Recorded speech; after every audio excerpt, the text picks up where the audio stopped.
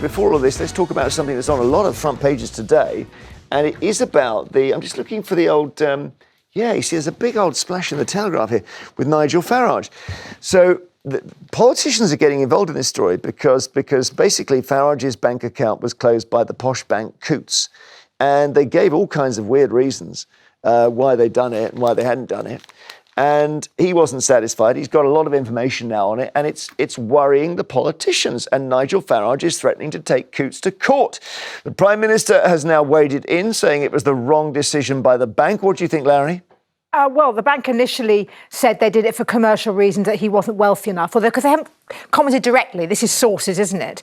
And now it appears that it was about reputational risk. They appear to have felt that that his profile on the right of the centre in politics didn't align with the values they have. It's this idea of that we only want to have a certain type of people in our bank. Now, Coutts is not a bank that most of us can join, because you have to be able to have an awful lot of money to be in a million. I haven't ever been a Coutts million person. In cash. But with the question we have to ask, if banks are allowed to say we don't want you because you don't align with our values, what about somebody who's committed murder? What about somebody who's been prosecuted for fraud? Right. I mean, there are all sorts of unpleasant people. I'll come to Natasha in a second, if I may, but let's go to Nigel Farage himself first, who joins us.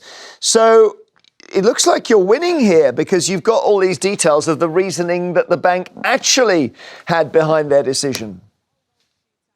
Well, absolutely. And Jeremy, thousands of people have either been denied bank accounts, had to wait 6 months for bank accounts, or been closed down by the banks.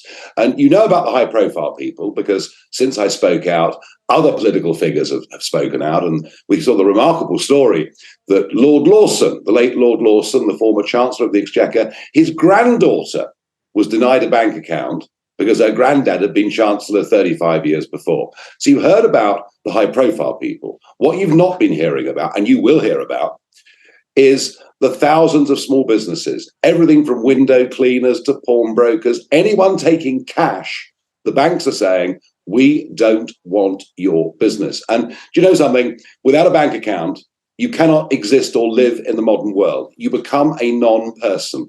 So I've launched this crusade. I've come out and said what's happened to me, and all right, it's a bit embarrassing, but I actually think ultimately that in the modern world we should have a right to have a bank account, a right to set up our own business and have an account. And interestingly, we used to have that right until the post office was recently privatized.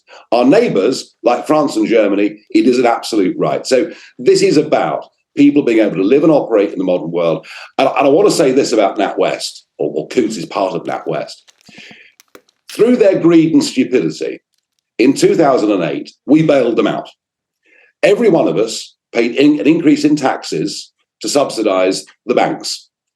And now here we are a few years on, with the boss of the bank earning 5 million quid a year, and with people like me and others being treated with contempt, as they now appear to be keener on social engineering than providing banking services. And I have to say, I'm doing this, I'm not going to stop, and I'm really thrilled that senior cabinet ministers understand the importance of this and have said they're going to act.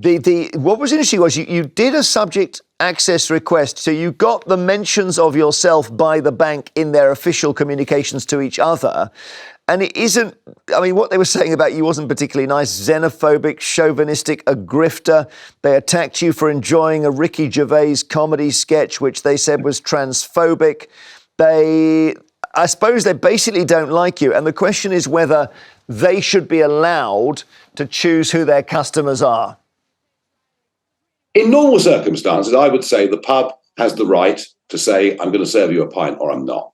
But these are not normal private companies, Jeremy, because as I've said already, we bailed them out. 40% of this bank is owned by you and me. It's owned by your viewers. It's owned by the taxpayer. So no, they haven't got the right to behave like this in any way at all.